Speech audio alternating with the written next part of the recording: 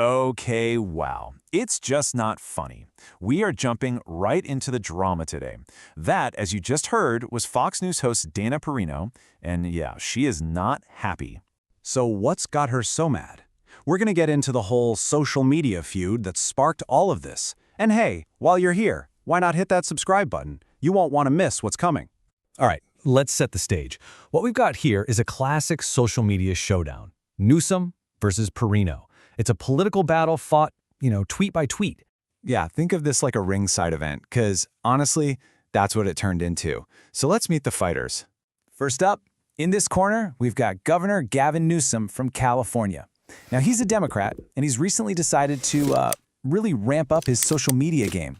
We're talking way more aggressive. And in the other corner, his challenger, Dana Perino.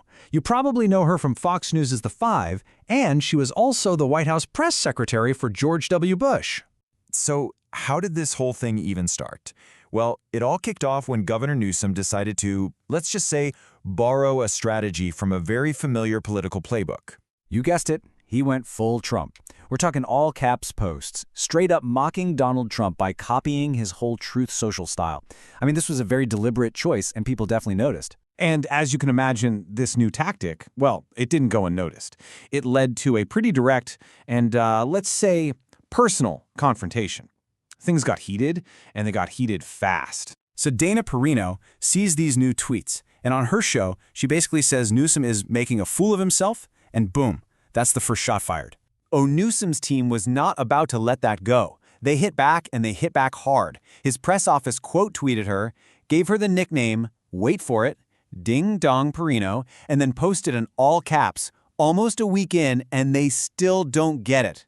So yeah, at this point, the fight is on. Okay, so what this whole thing really boils down to are two totally different ways of looking at Newsom's strategy, right? Is this some kind of brilliant political masterstroke, or is it just super cringe? Let's break down the two sides. On Newsom's side, his team is calling it a wake-up call, like they're holding a mirror up to Trump's whole style. But Perino, she's not buying it. She thinks it's inauthentic, it's cringe, and she's basically like, how can you imitate a guy you've literally compared to Hitler? It's a fair question. And Newsom himself laid out his logic pretty simply. He basically said, look, if you've got a problem with what I'm posting, you should have a way bigger problem with what he's posting, It's a total dare to his critics. But for Perino, it really just keeps coming back to one thing: authenticity. Her point is that you gotta find your own voice, right? And trying to copy your opponent just feels forced. It feels cringe. For her, the whole thing it doesn't work. It's not funny. So, after all the name-calling and the all-caps tweets, what's the big picture here? What is this whole fight really about when you get down to it? And I think it all boils down to one big question for politics today. Is copying your opponent the best way to attack them, or is it just plain cringe? So what do you think? We really want to hear from you on this one. Was this a genius move by Newsom, or did it totally backfire?